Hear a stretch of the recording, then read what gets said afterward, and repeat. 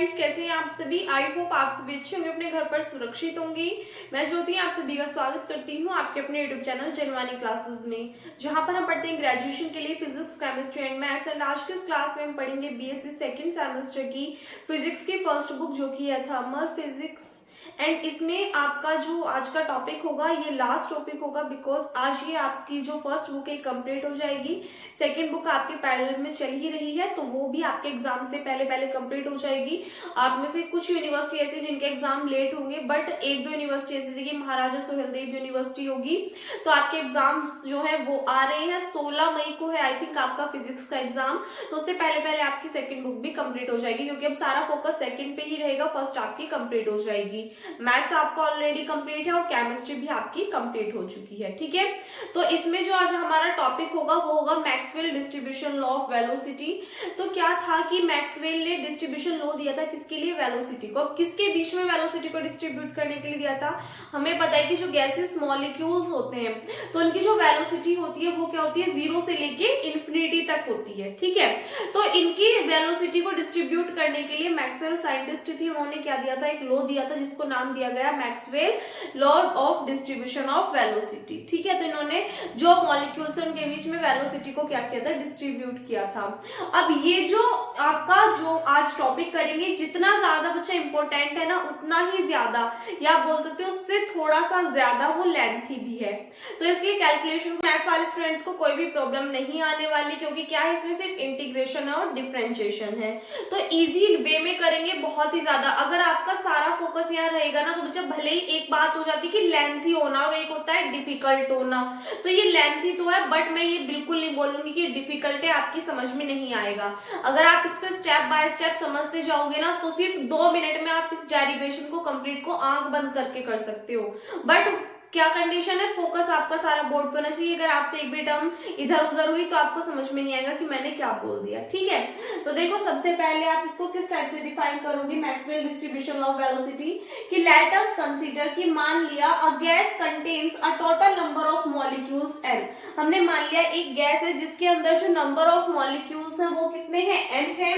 And molecule possess the vx, vy and vz velocity along x, y and z axis। हमने मान लिया कि जो गैस के मॉलिक्यूल्स हैं उनकी जो वेलोसिटी एक्स एक्सिस पे क्या है, vx है, y एक्सिस पे vy है और z एक्सिस पे क्या है, vz है।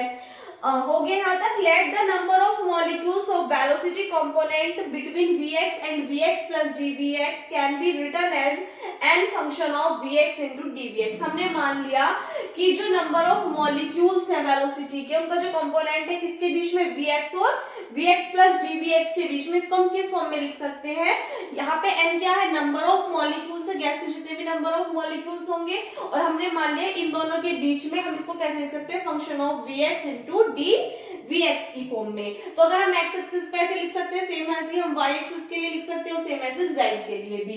तो so the number dn of molecules whose velocity components lies between vx and this, vy and this and vz is this। तो इस कंडीशन में dn किसके इक्वल हो जाएगा, n into function of vx, function of vy, function of vz और इसके साथ का dvx, dvy और dvz, ठीक है। ये आ गई आपके पास में इक्वेशन नंबर फर्स्ट।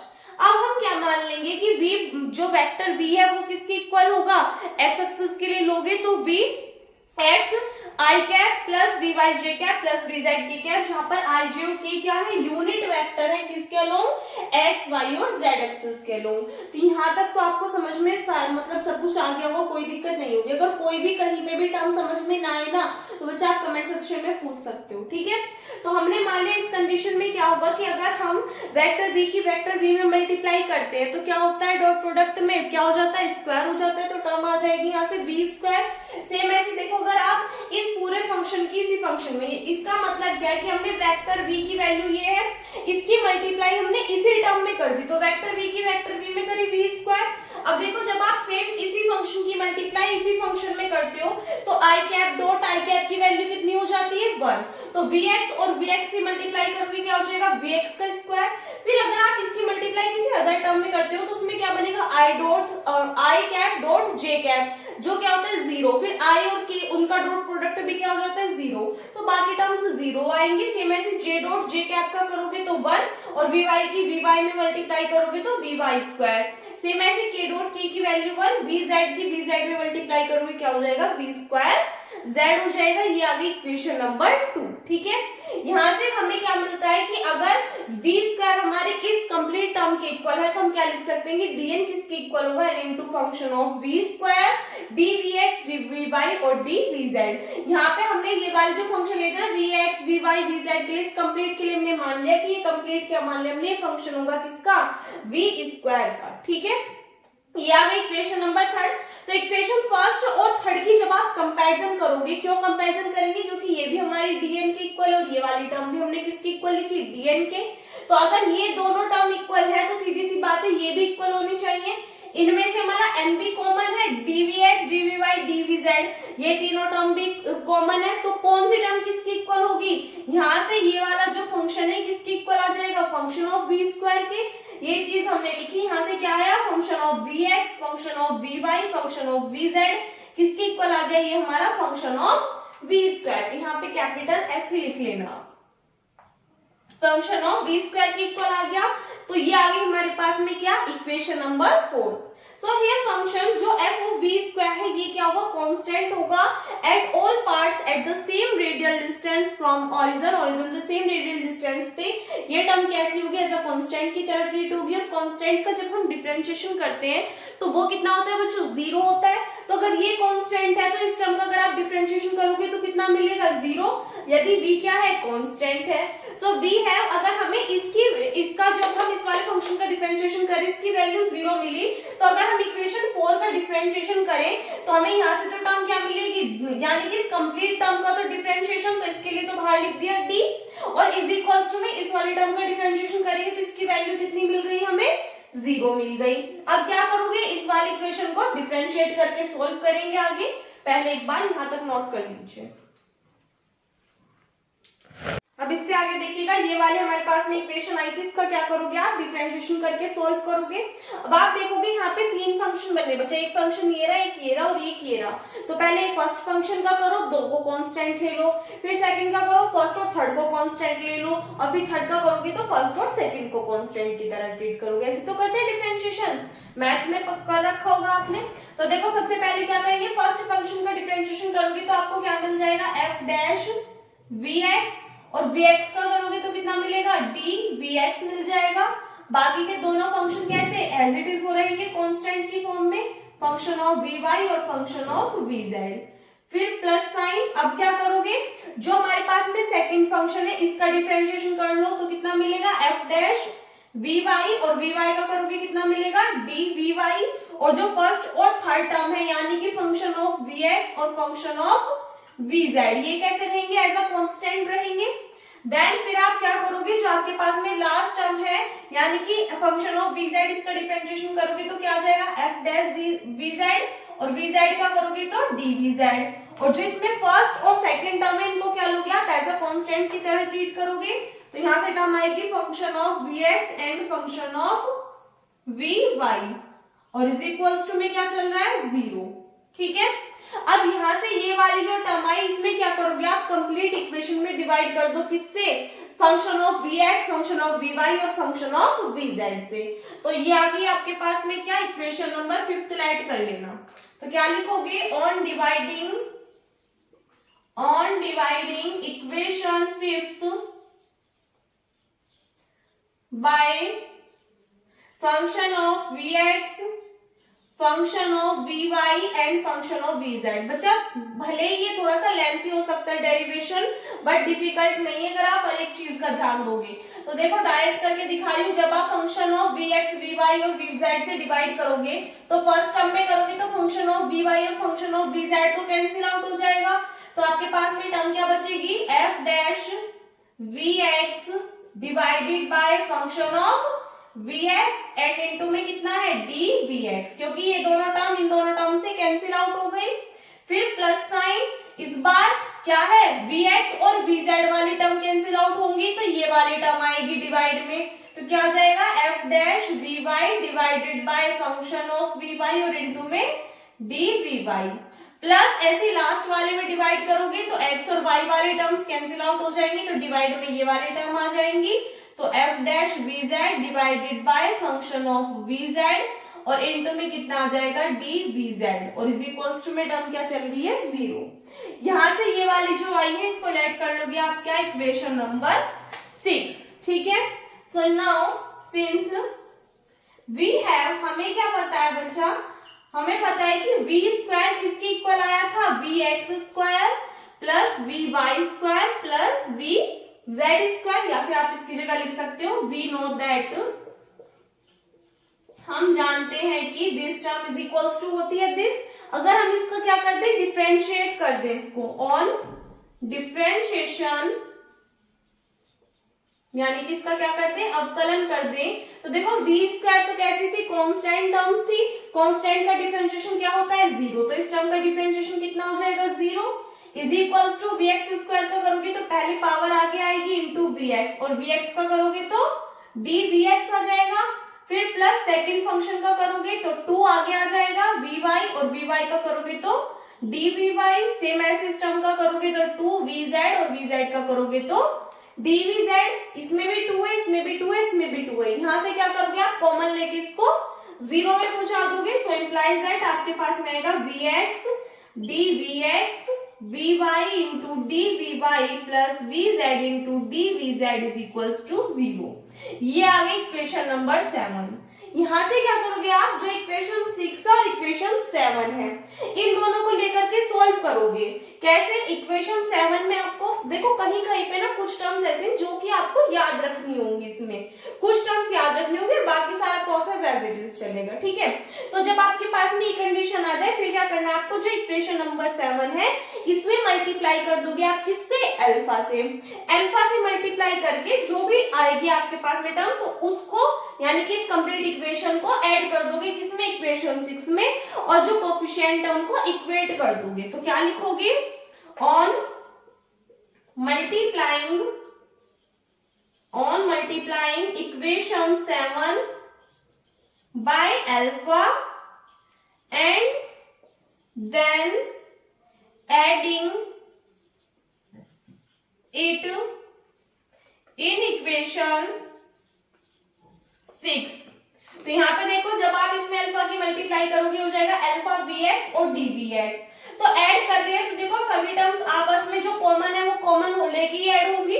तो यहाँ से डी वी एक्स इसमें से हम कॉमन ले सकते हैं। तो देखो आपके पास में फंक्शन क्या बनेगा, F dash V X divided by function of V X, और इसमें हम ऐड कर रहे हैं इस वाले टर्म को, और इसमें अल्फा से मल्टीप्लाई की तो ये क्या बन जाएगा अल्फा वी एक्स, और दोनों में से कॉमन कितना आ जाएगा, डी वी एक्स कॉमन आ जाएगा, ठीक है।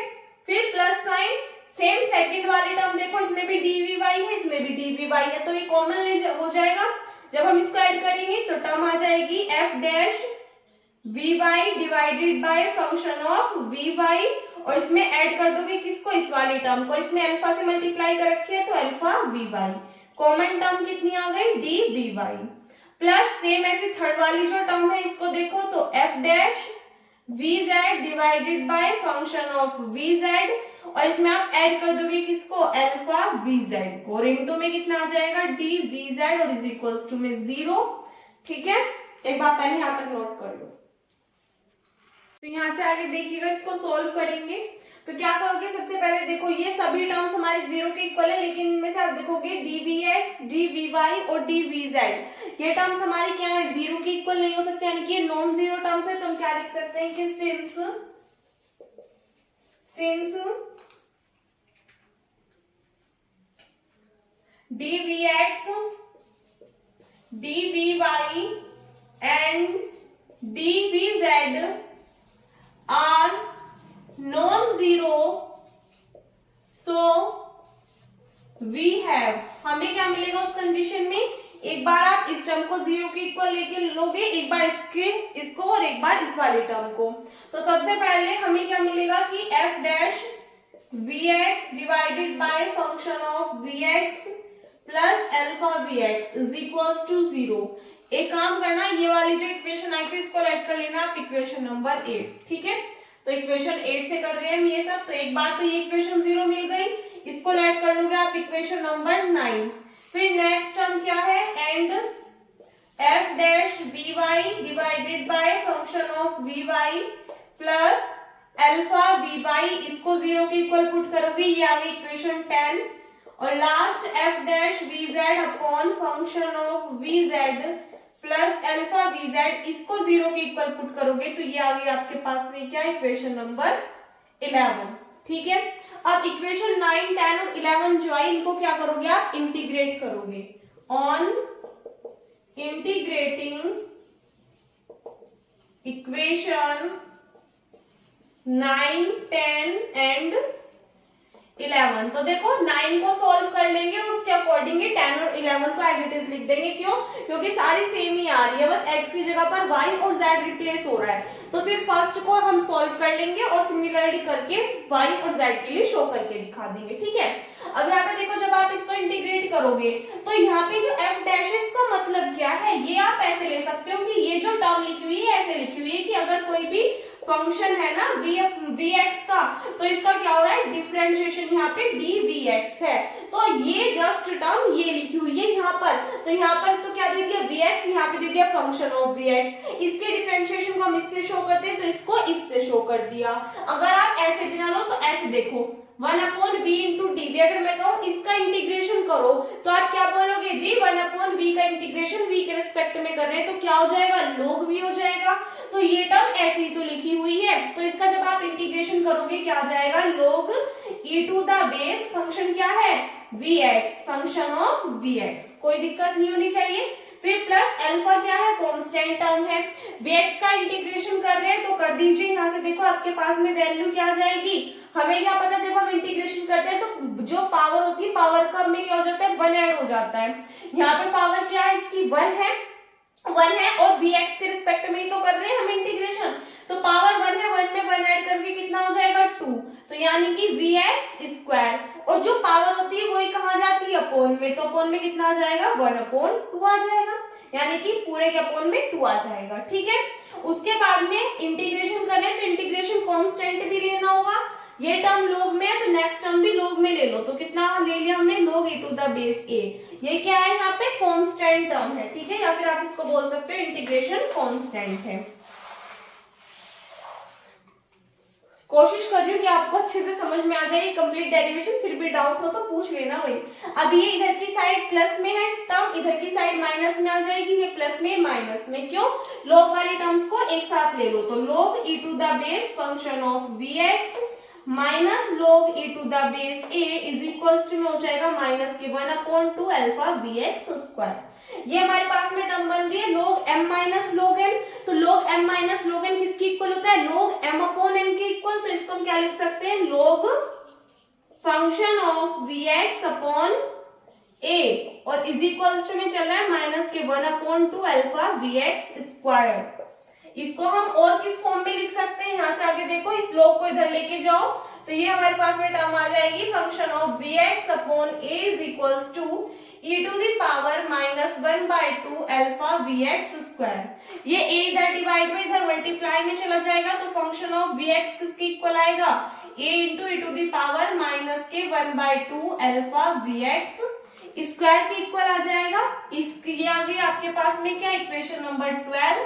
सिमिलरली हम क्या लिख सकते हैं, ये तो हमारे पास में x के लिए आई, ऐसे हम y के लिए और z के लिए लिख सकते हैं, तो फंक्शन ऑफ vy क्या आ जाएगा, a into e to the power minus के अल्फा vy स्क्वायर, और फंक्शन ऑफ vz क्या आ जाएगा, a into e to the power minus के 1/2 अल्फा vz स्क्वायर। ये आ गई इक्वेशन 13 और ये आ गई इक्वेशन नंबर 14। अब किससे करोगे, इक्वेशन 12, 13 और 14 की क्या कर दो, मल्टीप्लाई कर दो।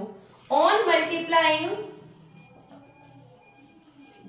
मल्टीप्लाइंग इक्वेशन 12, 13 एंड 14 कर दीजिए तो आपको क्या मिलेगा, function of vx, function of vy, function of vz is equals to a multiply करोगे कितना आ जाएगा, a क्यूब आ जाएगा, यहाँ से e to the power this, e to the power this, e to the power this, base same है, powers क्या हो जाती हैं, ऐड हो जाती हैं, तो माइनस के 1/2 माइनस 1/2 और माइनस के 1/2। देखो -1/2 -1/2 ऐड होकर के कितना हो जाएगा, ये -1 हो जाएगा। तो -1 और -1/2, तो 2 1 जा 2 और 1 3, कितना हो जाएगा 3/2, और वो भी कैसे माइनस के। तो टर्म कितनी आ गई, -3/2 अल्फा। यहां से आ जाएगा आपके पास में vx² vy² प्लस vz², और इसके प्लेस पे हम क्या लिख सकते हैं, v² लिख सकते हैं। तो यहां से हमारे पास में टर्म आ जाएगी function of vx function of vy function of vz is equals to a³ e⁻³ alpha v²। ठीक है, एक बार पहले यहां तक नोट करो, फिर इससे आगे करेंगे। तो यहां से आगे देखिएगा, जो इक्वेशन नंबर 12, 13 और 14 आई थी, इन तीनों की मल्टीप्लाई करोगे तो आपको क्या मिल जाएगा, यहाँ से function of vx function of vy and function of vz is equals to a और a की मल्टीप्लाई करोगे तो क्या मिलेगा, a³, और इन तीनों टर्म की मल्टीप्लाई करोगे तो बेस सेम है, पावर्स ऐड हो जाएंगी। तो माइनस के 1/2 अल्फा तो कॉमन है, तो टर्म क्या जाएगी vx² plus vy² plus vz²। इसको हम क्या लिख सकते हैं, b² की फॉर्म में लिख सकते हैं। तो यहां से आगे देखिएगा, function of vx function of vy function of vz किसके इक्वल आ जाएगा, ये a³ e⁻² अल्फा v² के इक्वल लिख सकते हैं हम इसको। तो यहां से ये वाली जो वैल्यू आई है, ये आ गई इक्वेशन नंबर 15। ये जो टर्म आई है, ये वाली जो टर्म आई है, ये हमारी किसके इक्वल है, अगर आप देखो तो इसको हम किस में पुट कर सकते हैं, इस वैल्यू को, जो आपके पास में इक्वेशन नंबर फर्स्ट थी, और इक्वेशन फर्स्ट कौन सी थी, फ्रॉम इक्वेशन फर्स्ट क्या थी आपकी, dn इज इक्वल्स टू, एक बार, अच्छा, dn is equals to n into function of vx function of vy and function of vz into dvx dvy and dvz। ये थी आपके पास में इक्वेशन फर्स्ट। इसमें आप वैल्यू पुट कर दीजिए तो क्या आ जाएगा, dn is equals to n into function of x function of vy function of vz। इसके प्लेस में हम ये वाली वैल्यू पुट कर सकते हैं, a³ e⁻² अल्फा v², और इंटू में कितना आ जाएगा, dx dy और dz आ गया। इस टर्म को आप क्या करोगे, यहाँ पे हमें किसकी वैल्यू चाहिए, a की वैल्यू चाहिए। तो a की वैल्यू के लिए क्या करेंगे, सबसे हम a को इवैल्यूएट करने के लिए लेट कर लेंगे कि जो गैस है वो क्या रखती है, n नंबर ऑफ मॉलिक्यूल्स रखते हैं। तो क्या लिखोगे, सिंस, क्या लिख देना, फॉर इवैल्यूएटिंग या evaluate of a, let n be the total number of molecules, then उस कंडीशन में क्या लोगे आप, integration of dn is equals to n। यहाँ पे dn की वैल्यू रख के सोल्व कर दीजिए। तो इंटीग्रेशन, जहां से देखो, जब हमारे पास में dn की वैल्यू ये है तो इसमें से कांस्टेंट टर्म क्या आ जाएगी, n a³ बाहर आ जाएगा। तो यहाँ पे आपके पास में 3 एक्सेस है, x y और z एक्सेस। तो यहाँ पे जो नंबर ऑफ मॉलिक्यूल्स के लिए आप क्या लोगे, इस टर्म को इवैल्यूएट करने के लिए लिमिट लोगे, वो लोगे आप -∞ टू +∞। और 3 एक्सिस के लिए ले रहे हो, x पे, y पे और z पे, तो लिमिट भी 3 ही लोगे, -∞ टू +∞। और टर्म क्या आ जाएगी, e⁻² alpha v² into dx into dy into dz, और इज इक्वल्स टू में क्या चल रहा है, n से n कैंसिल आउट कितने टाइम्स, 1 टाइम्स। तो यहां से देखो a³ हमारा किसके इक्वल आ जाएगा, a³ integration limit -∞ to +∞, as it is चलेंगे term, e⁻⁻1/2 alpha v² dx dy और dz, और इज इक्वल्स टू में क्या आ गया, 1 आ गया।